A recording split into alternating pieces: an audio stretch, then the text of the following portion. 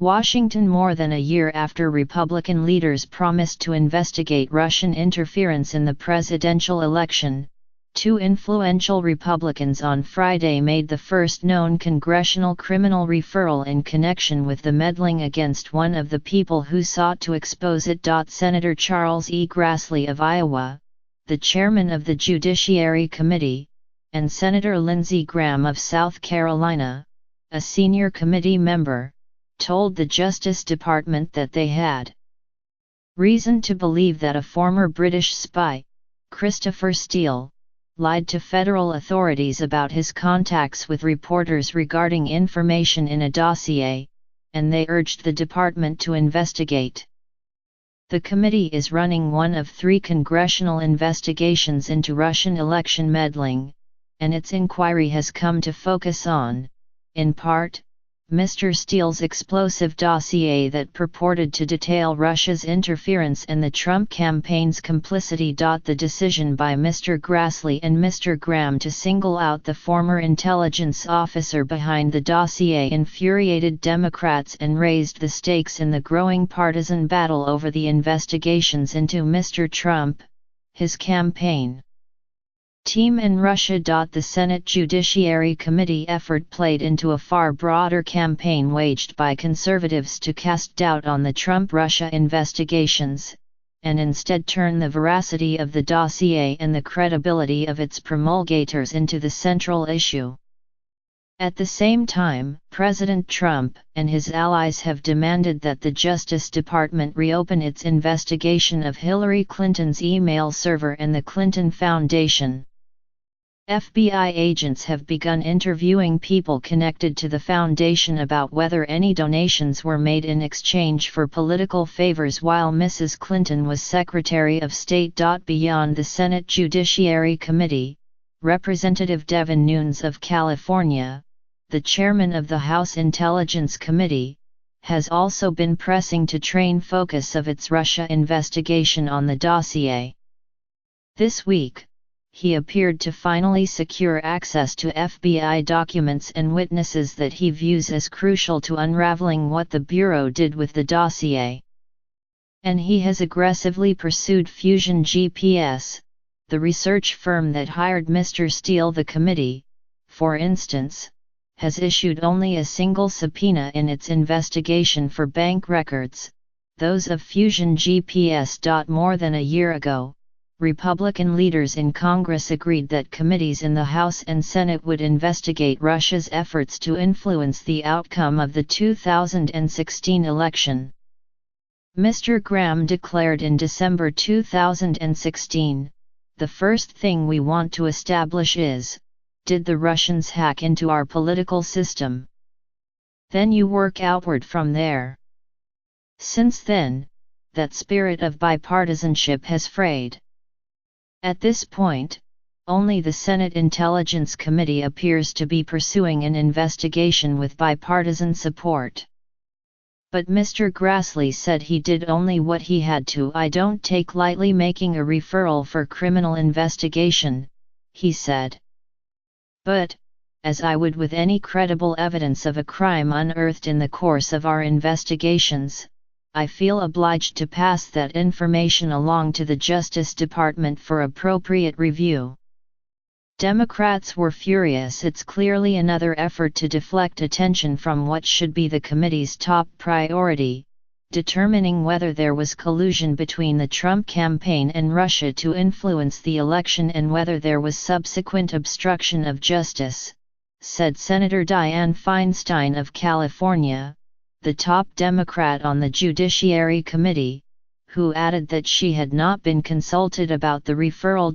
The criminal referral makes no assessment of the veracity of the dossier's contents, much of which remains unsubstantiated nearly a year after it became public. But the dossier has emerged as Exhibit A in Republicans' insistence that Obama-era political bias could have affected the FBI.S decision to open a counterintelligence investigation in July 2016 into whether Mr. Trump's associates aided the Russian election interference.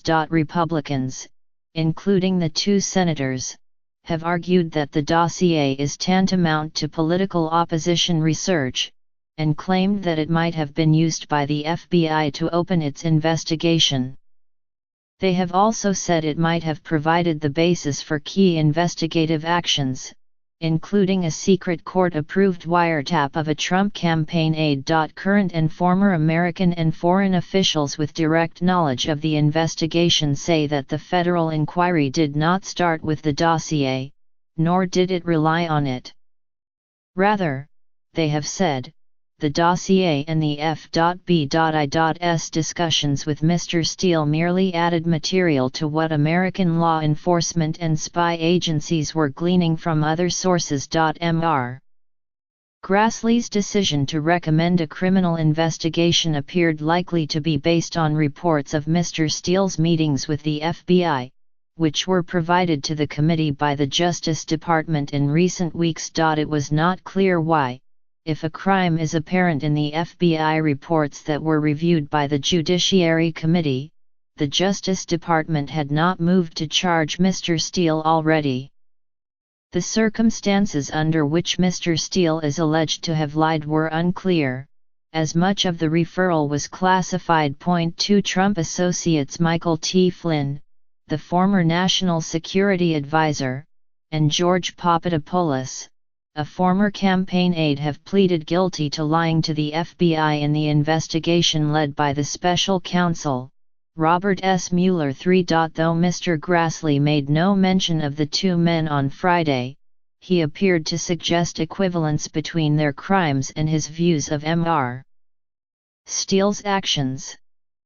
If the same actions have different outcomes, and those differences seem to correspond to partisan political interests, then the public will naturally suspect that law enforcement decisions are not on the up and up, he wrote. In a short cover letter dated Thursday but transmitted Friday, the senators wrote, "Based on the information contained therein, we are respectfully referring Mr. Steele to you for investigation of potential violations of 18 U.S.C.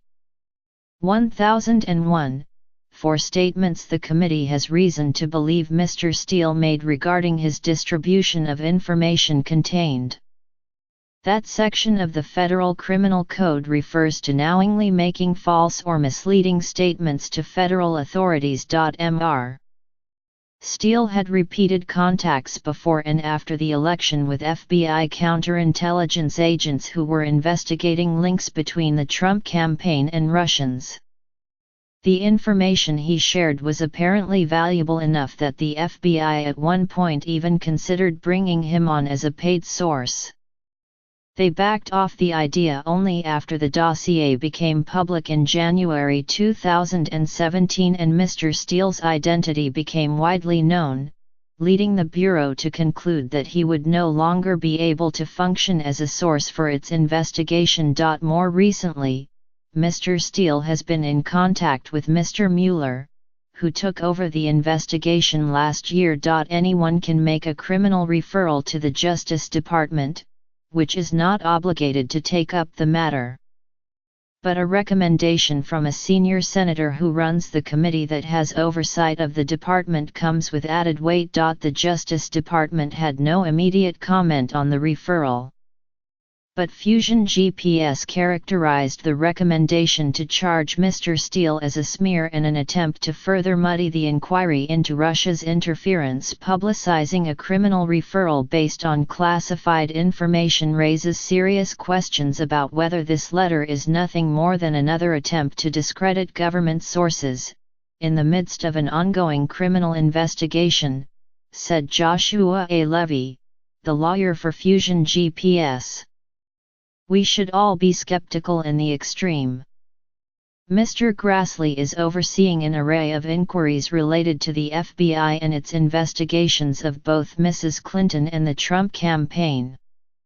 He and Mr. Graham have repeatedly pressed the agency on its handling of the dossier, in particular, and fought to gain access to key agency witnesses and documents about the matter, reviewing a large tranche of such material in recent weeks. Fusion GPS hired Mr. Steele, a former officer of Britain's MI6 with deep connections in Russia, during the spring of 2016 to research Mr. Trump's ties to Russia.